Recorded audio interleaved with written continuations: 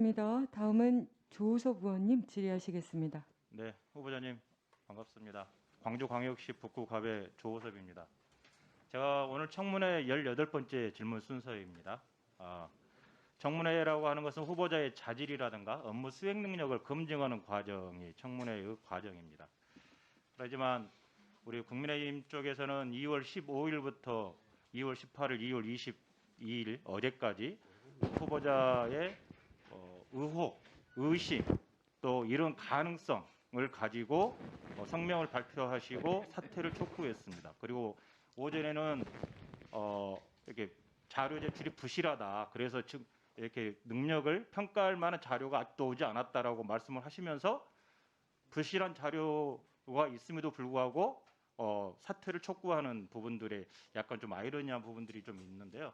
하지만 18번째 질문 들어가면서 오전에 코로나 때문에 의원회관에서 이 청문회 과정을 지켜봤는데 그동안에 제기됐던 의혹들이 국민들께서 충분히 납득하고 해명되어가는 과정이 지금 오늘 청문회 과정이 아닌가라는 생각이 들면서 상당히 좀 다행스럽다라고 생각이 듭니다. 그래서 그동안 가져왔던 의혹이나 그런 문제에 대해서 하나하나 사실대로 그렇게 밝혀주셨으면 좋겠습니다. 그리고 이러한 부분들 의혹이나 의심, 가능성, 성명서 내용 보면 그렇게 나오는데 그런 거 가지고 미리 사퇴를 해라라고 재단하는 것은 마치 청문회를 정쟁으로 몰고 가려고 하는 듯한 오해를 낳을 수 있다. 국민들을 호도할 수 있다라는 생각이 있어서 매우 안타깝습니다.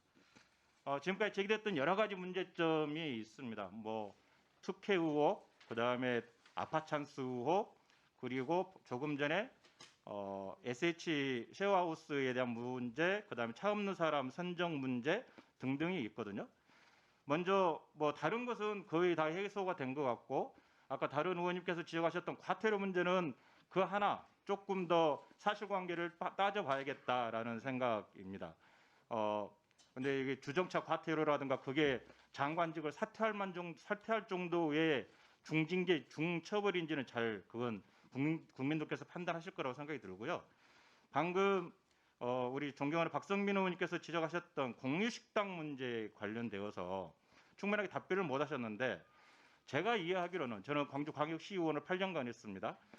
8년간 하면서 제가 이해하기로는 이 공간의 효율적 이용 문제 그리고 입주자들의 커뮤니티 공간의 활용 문제를 지적을 하셨던 걸로 제가 알고 있거든요. 거기에 관련되어서 맥락을 좀 자세하게 좀 설명을 해 주시기 바랍니다. 네. 사당동에서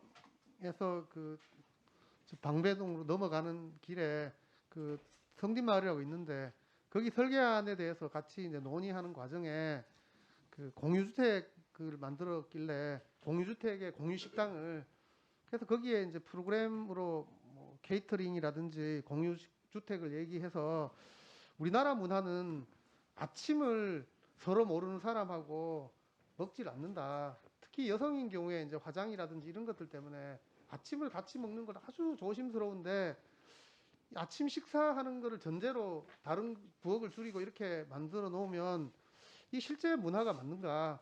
그러면 입주자부터 서로 아침을 나눠 먹었을 정도의 사람들을 선정하도록 이렇게 프로그램까지 같이 만들어야 된다.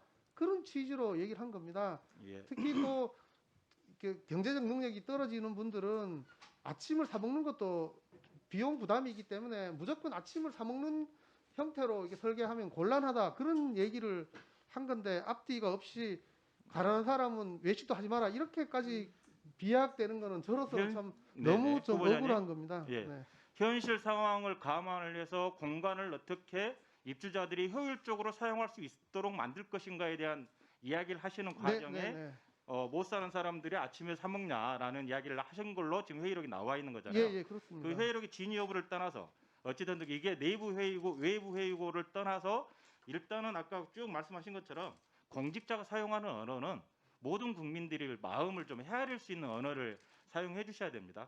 그 부분에 있어서는 회의록이 만약에 사실이라면 그 부분에 있어서는 아까 쭉 말씀 주셨지만 충분하게 해명하시고 이렇게 사과하셨다라고 저는 생각이 듭니다. 예.